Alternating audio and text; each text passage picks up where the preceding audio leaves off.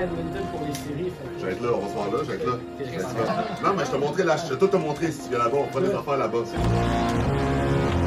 On vient de débarquer de l'avion. 1-1 dans la série contre les Canucks. On est dans la fumée.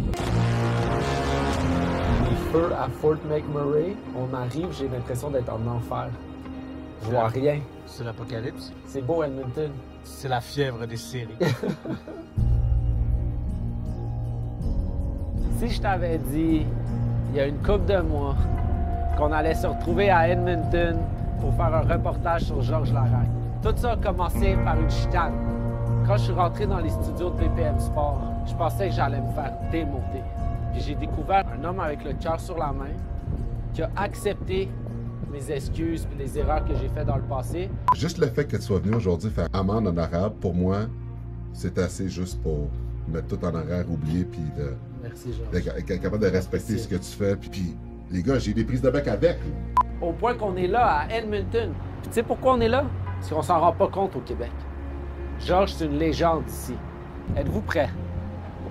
Prêts à rencontrer Georges Laraque, mais sous un autre angle. L'angle de hockey 30. Let's go! Let's go!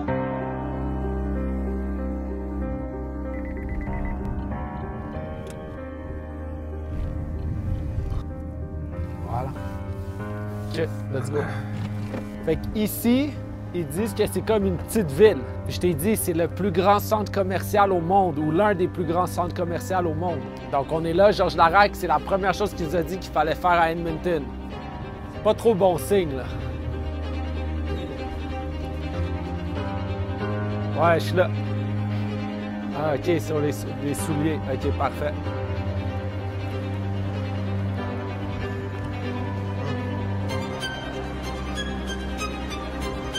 Je vais l'appeler.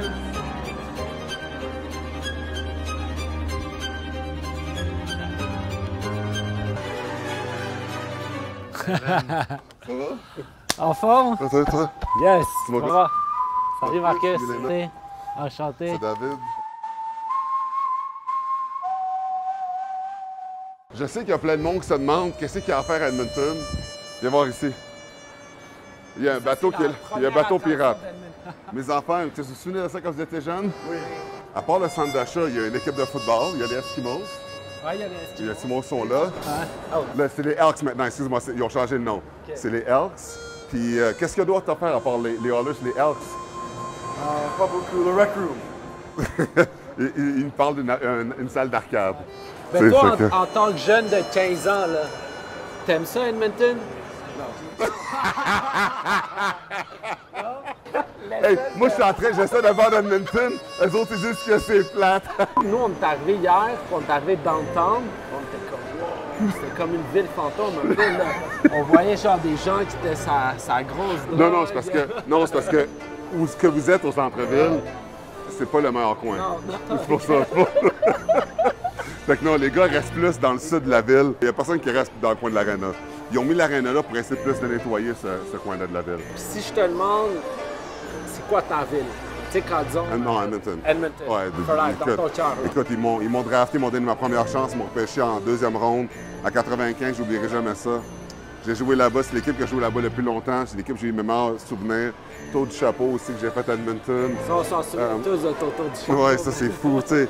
C'est fou parce que des fois, il y a des gens qui ne me croient pas. Attends, là, check bien ça. Il n'y a pas juste ça là, qui est là dans le centre d'achat. Là, on va montrer les glissades d'eau. Hein? On va jusqu'à Saint-Sauveur au glissade d'eau quand on est à Montréal. Il faut passer par la 15, puis pogner le trafic, puis ça prend un éternité à aller là-bas. Faut que tu as besoin de 6 tanks de gaz pour aller au glissade d'eau. Bien, ici, dans un centre d'achat, check bien ça. On va faire 100 pas, puis on va être arrivé à une place sans avoir besoin d'aller à une autre ville. Si tu avais à comparer les femmes du Québec et les femmes d'Edmonton. Ben, c'est parce que l'affaire, c'est que, ça, je vais te répondre de façon honnête. Quand tu es un athlète professionnel, c'est la même affaire. Regarde, check ici. Tu sais, ce que je te disais, c'est que ça, c'est quand mes enfants étaient jeunes, c'est leur place préférée où aller. Ouais.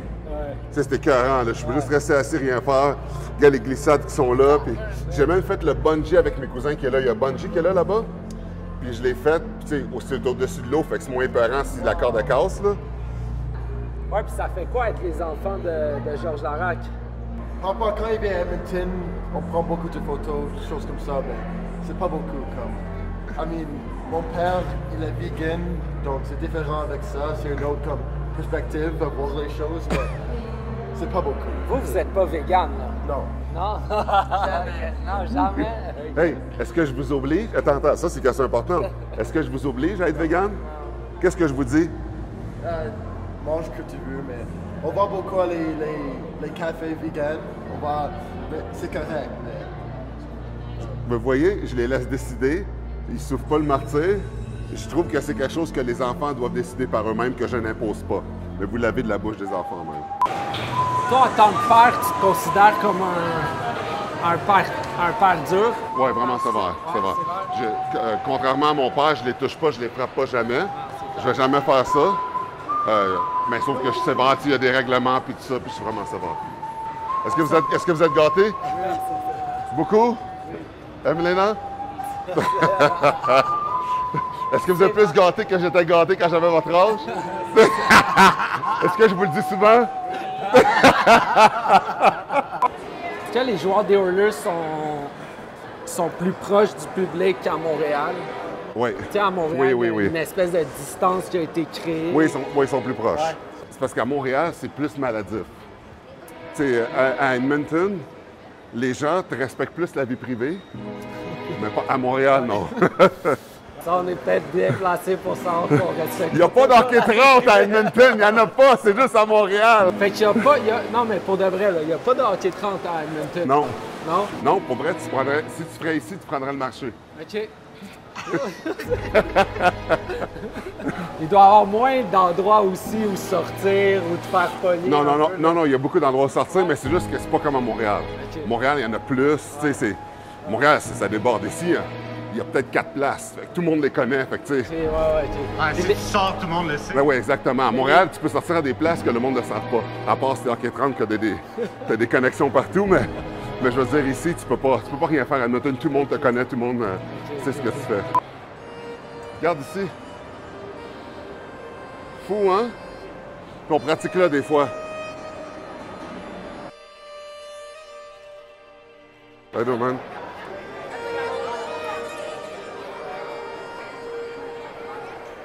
Ça, ce mur-là, c'est impressionnant. Marcus, est-ce que tu peux nous expliquer qu'est-ce qui est là, qu'est-ce qu'on voit là? C'est chaque joueur qui a joué dans le brick tournament ici. Chaque nom qui a une ligne de rouge, en bas, ils ont joué dans le LNH. Wow, OK. Si tu regarde, Mathieu Lombardi est là. Si tu continues, attends, il y en a... Oh, regarde, Gallagher. Donald Gallagher, juste là, ici. Non, c'est vraiment hot. Ils mettent... tu sais, regarde, ça continue jusque dans le fond. Là. Tous ceux qui ont joué dans le tournoi de brick, c'est vraiment le fun. Regarde, Maxime Comtois, il est là aussi. Mais tu sais, dans le fond... Ça fait du bien d'entendre un petit peu de français. Hello, what's up? Did you win?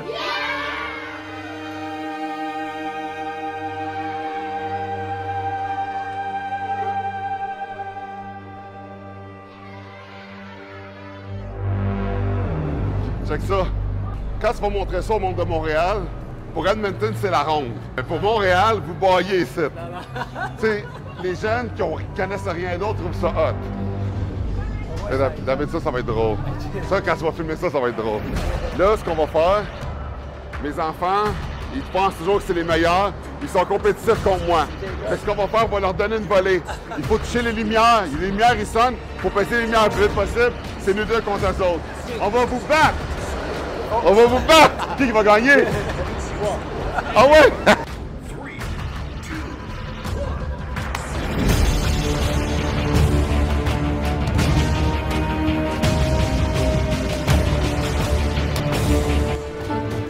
On va voir qui a gagné.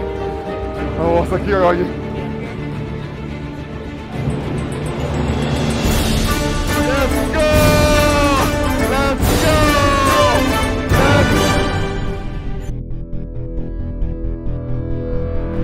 Merci. Première étape de fait. Ah, ça fait plaisir. Vous avez vu maintenant le centre d'achat. Vous allez maintenant pouvoir vous promener et vous perdre dedans. Prochaine étape.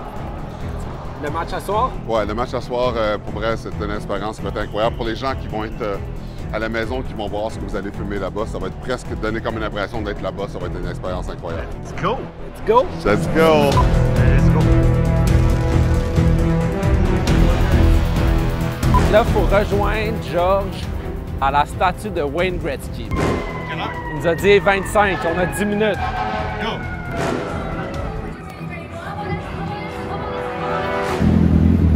Yo, check combien il y a de chandails de McDavid. Ah, c'est pas le top. C'est juste du McDavid. Mais j'aime mieux mon chandail. Pour une fois que c'est pas toi qui est en retard. Ben wow, wow, wow. Hey, sur Hockey 30, on est en avance sur tout le monde tout le temps, man. Yes, George. Ouais, je suis en face de la statue de Wayne Gretzky. OK, on rentre en dedans, bro. OK, good. Parfait. Merci.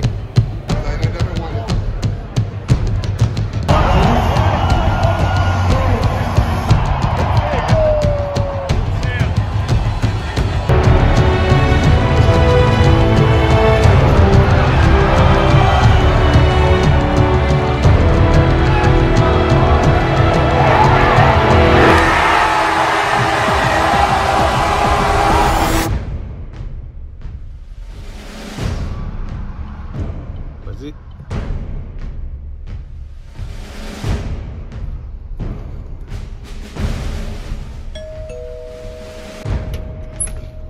Ça va? On se retrouver? All right, guys. Let's do it. OK, on continue la conversation. Fait que c'est bon, man, les rôles sont inversés. Tu m'as interviewé à BPF Sport. C'est à mon tour de, Ben oui, let's go. de poser les vraies questions. Écoute, nous, on veut savoir le feeling quand tu es arrivé à Edmonton. Est-ce qu'à Edmonton, tu as senti une once de racisme à un moment donné dans ta vie? Non. Pour vrai, Edmonton, j'ai été chanceux parce que je me souviens d'une ville qui est vraiment multiculturelle. Juste le fait qu'il y ait une équipe de football ici, il y a beaucoup de minorités qui sont là aussi, beaucoup d'athlètes noirs. Renfio, il a joué avec les Oilers d'Edmonton, fait que les gens connaissaient déjà des athlètes noirs qui étaient ici.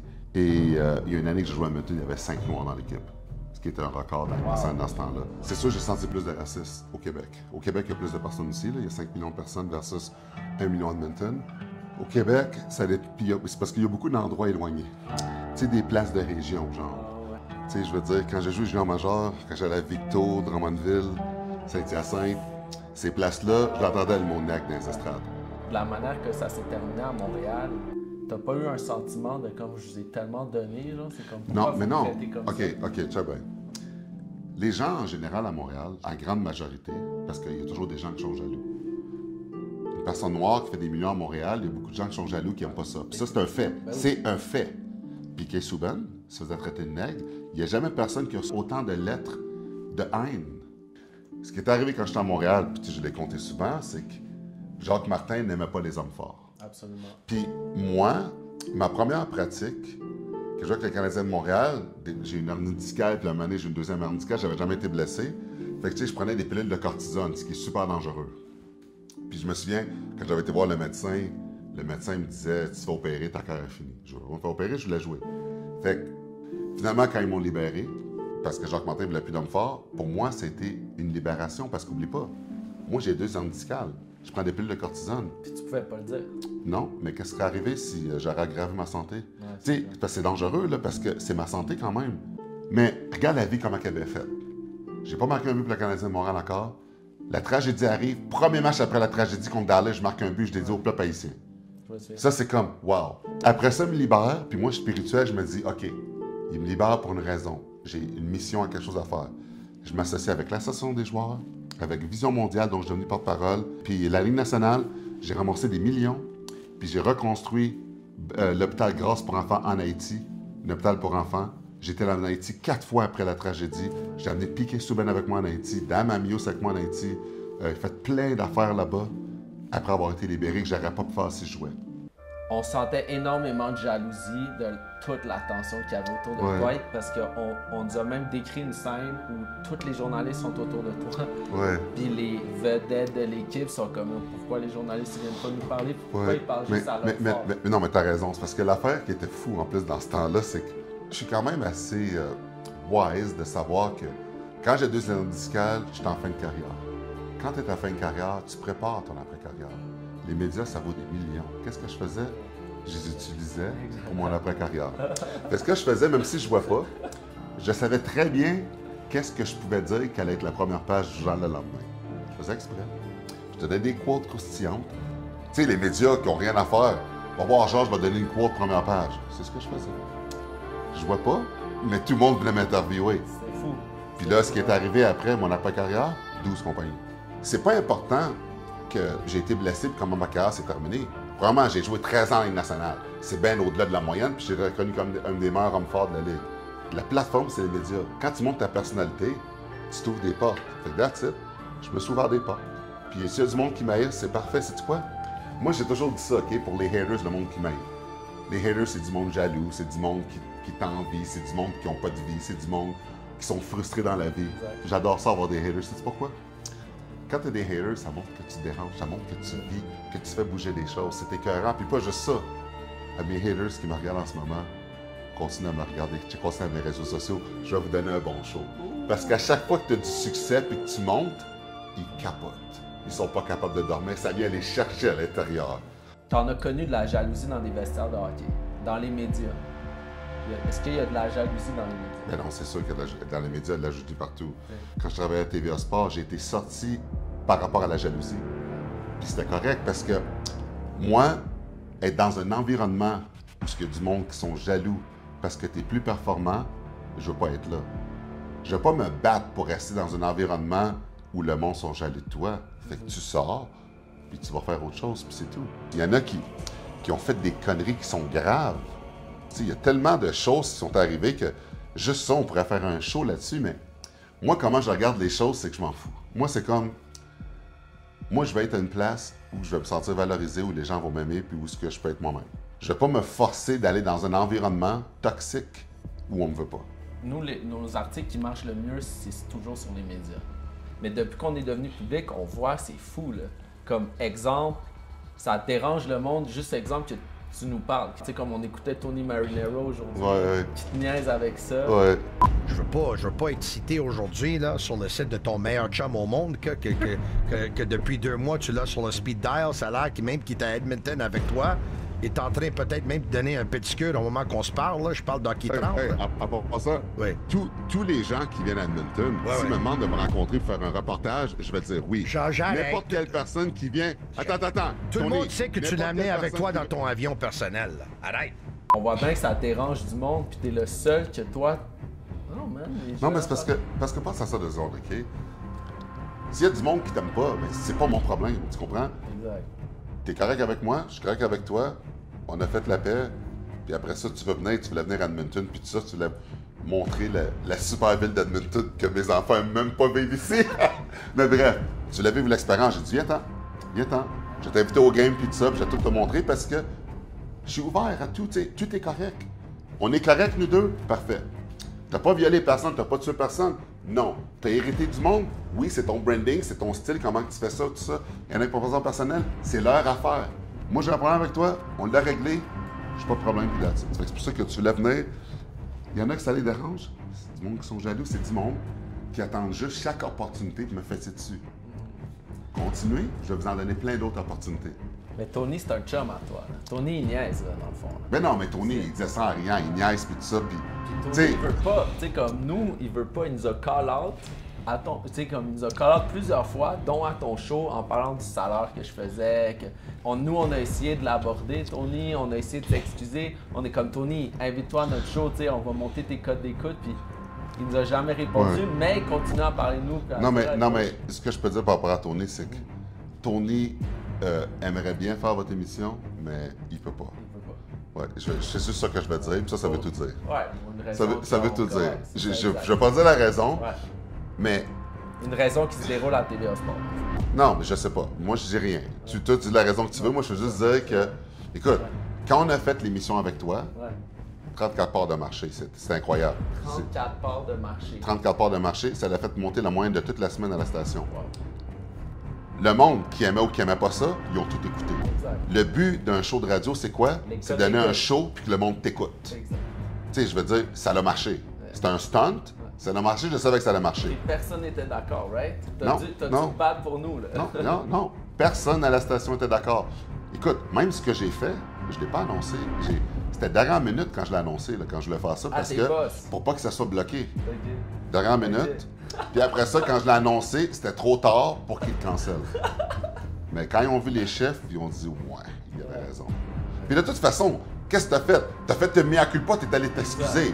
Il n'y a rien là, là. Exact. Puis s'il y a des gens qui ont besoin avec toi, ben, ils vont juste être invités dans leur émission. Exact. Puis vous parlez entre hommes, vous parlez vous deux, puis après ça, tout va être correct.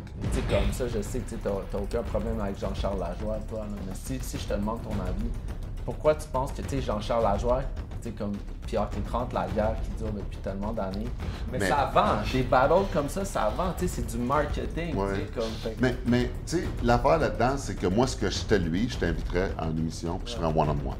Un one-on-one avec toi, parce que t'es pas fou. Toi, tu sais ce que tu fais. T'es allé à Brébeuf, puis même si tu as un style, quand tu dis mouton noir, qui est particulier, c'est quand on comprend la game que tu joues, tu sais, c'est comme... Il n'y a rien de personnel là-dedans. Je sais que si Jean-Charles se serait avec toi, là, puis il parlerait, là, les choses se régleraient, puis la guerre serait finie. Exact. Ça serait fini, Exact. puis tout le monde pourrait en bénéficier. Écoute, le feu des années que vous avez eu, si les deux vous assisez ensemble, Imagine. même moi, qui n'écoute pas TVA Sport, je vais écouter l'émission pour voir qu'est-ce qui va se passer. T'entends, Jean-Charles? Ça, j'ai pensé, là. La paix est toujours possible, Jean-Charles. Faut juste parler dans le vent. Mais si on revient aux moutons noirs et aux articles, tu sais, comme il faut revenir là, aux articles sûrement qui t'ont dérangé là, sur Hockey 30. D'ailleurs, un article où on avait dit avec un point d'interrogation, souvent notre meilleur ami, le point d'interrogation, parce que ça nous déresponsabilise. Est-ce que Georges Larac est dans une secte? OK. Parce que ta bague est bien visible. Ouais. Ta bague des francs-maçons. Écoute, on avait des internautes même que hey, Georges, c'est un Illuminati, il fait des sacrifices humains, il boit du sang. OK. Première chose que j'ai à dire, OK? Pour les gens qui disent que j'ai été vendu au démon, que je tue du monde, que je fais partie d'une organisation dangereuse, toutes ces choses-là, ce qui est fou là-dedans, c'est si c'était vrai, OK? Est-ce que vous pensez que ce serait une bonne idée d'attaquer quelqu'un qui serait vraiment dans une organisation dangereuse? T'aurais pas peur pour ta vie? D'écrire des conneries en ligne comme ça? Puis l'autre affaire, si c'était dangereux, c'était une secte, c'était secret, pourquoi je mets une bague? Je m'en cache pas. Je suis vegan. Je mange pas d'animaux pour le bien-être des animaux. Mais je vais aller sacrifier des enfants? L'affaire, c'est que Illuminati, ça vient des films, ça vient dans l'ancien temps. Oui, Illuminati, les sacrifices humains, des choses comme ça, puis même qu'on entend dire que underground, ça existe encore, je sais pas. Franc-maçon, c'est pas ça pantoute. Le monde pense franc-maçon, c'est juste les riches qui sont là-dedans. Je suis au 32e degré, je suis au plus haut palier là-dedans. Il n'y a jamais eu de sacrifice humain, il n'y a absolument rien de ça. Il y a pas... Si c'était ça, je ne serais pas là-dedans. On est la plus grosse œuvre caritative au monde. C'est quoi notre plus grosse œuvre caritative? Les hôpitaux Shriner. Il y en a 18 dans le monde, ça coûte 5 millions d'opérations par jour. Les 18 hôpitaux combinés ensemble, on a les meilleurs médecins au monde. On donne des soins aux enfants de 0 à 18 ans. Vous rentrez au Shriner à Montréal, allez-y, le monde qui pense qu'on est si négatif que ça, vous allez voir, c'est fondé par des francs-maçons. En tout cas, nous, on veut te remercier de nous parler, de nous accepter comme on est, puis de nous donner ton temps. Man, on se sent vraiment privilégié. Man. On avait promis qu'on allait poser les vraies questions. Puis les trois, on est allé à Brébeuf en plus, de toi, Exact, comment c'est incroyable. man. On a tellement de légendes urbaines à Brébeuf. Eh non, mais hey, c'est quoi la légende urbaine numéro 1? Compte-la, je te laisse la compter. Ben, la légende urbaine numéro 1, c'est que tu savais dunker avec ton sac d'hockey Ouais. sur le dos. En secondaire 1, sans prendre d'élan en dessous du panier. Oh, c'était écœurant, ouais, c'était fou. C'est quand même fou. Ben, ça, Ouais. ça, il faut quand même le dire que t'as fait exprès de couler tes examens. Ouais. Parce que tu savais que t'avais besoin de quitter ça. parce Ouais. que c'était pas Non, mais reconnu. non, parce que moi, j'ai joué à nationale, OK? Puis mon père, il connaissait pas ça, puis il voulait rien savoir de ça. Puis il m'a emmené à Brébeuf pour que j'ai une éducation. Puis j'ai joué au hockey à Brébeuf, mais tu sais, on s'entend que le monde qui va à Brébeuf, c'est pas pour jouer au hockey. C'est pour Non. le côté académique. Fait que les équipes de hockey qu'on avait à Brébeuf, c'était pas des grosses équipes parce que, tu sais, je veux dire, le monde allait là pour l'école. Tu sais, le fait que j'étais MVP puis que j'ai gagné plein de trophées à Brébeuf comme meilleur scoreur, je prends même pas de mérite par rapport à ça parce que j'étais avec du monde académique. J'étais pas avec des athlètes dans mon équipe. Puis vu que je jouais au hockey à Brébeuf, mais mon père ne me laissait pas jouer pour la ville. Mais si je jouais à Ligue nationale, je ne peux pas jouer en Brébeuf en Ligue nationale, il faut jouer pour la ville. Fait que ce que j'ai fait, en secondaire 2, j'ai coulé 2 cours. Et mon père m'a battu. Mon père me battait, j'étais élevé au ceinturon. Beaucoup d'émigrés sont élevés comme ça. Mon père me battait. Puis quand j'ai coulé les 2 cours, j'étais à Saint-Ex 2 cours d'été. Puis dans les cours d'été, je me souviens, écoute, j'écoutais même pas le professeur, puis tout ça, puis j'avais comme 100%. J'ai même pas fait le cours d'été au complet. C'était tellement ridicule qu'à un moment donné, le prof, il a fait venir mon père, il a dit « Pourquoi votre fils est ici? » Tu sais, qu'est-ce qu'il fait là? Puis mon père a dit « Pourquoi? » Il dit « M'écoute pas, rien, il y a 100% tout le temps, il n'y a pas de problème dans ces cours-là. » Puis je me souviens, mon père est venu me chercher, puis il dit « Il faut que je te parle, puis j'ai une question à te demander. » Puis il dit « Tu peux me répondre honnêtement, je te battrai pas. » Puis là, il dit « Est-ce que tu as fait exprès de couler tes 2 cours à Brébeuf à cause de ton maudit hockey encore? » Il dit « Je te battrai pas si tu l'avais été. » J'ai dit « Oui, je te l'ai dit, il faut jouer pour la ville, il faut jouer intercité, je veux un national. » Il me dit « OK. » En secondaire 3, puis dans le fond, ça coûtait 6 000 $ à la Brébeuf. Là. Mon père dit « OK, tu peux aller à la polyvalente d'Anjou l'année prochaine, normal, mais il faut être moins de 90. » J'avais moins de 95. J'ai maintenu moins de 95, j'étais à polyvalente d'Anjou, j'ai joué au Bantam 2A. Après ma première année de Bantam 2A, j'étais repêché junior major, ma carrière a fait pouf. Si j'avais pas coulé ces 2 cours-là, j'étais à Brébeuf en secondaire 3, j'aurais pas joué au Bantam 2A, j'aurais pas été repêché junior major, puis il n'y aurait pas de carrière. C'était la clé de ma carrière, cette décision-là. Couler tes examens t'a amené à la LNH. Ouais. Écoutez pas ça, les étudiants. Non. Non, ne faites pas ça. Quand tu vas à Brébeuf, tu ne coules pas rien, là. Tu finis, quand tu sors de là, t'as une job qui t'attend, c'est sûr. Tu ouvres Hockey 30. Merci, Georges. Merci, mon frère.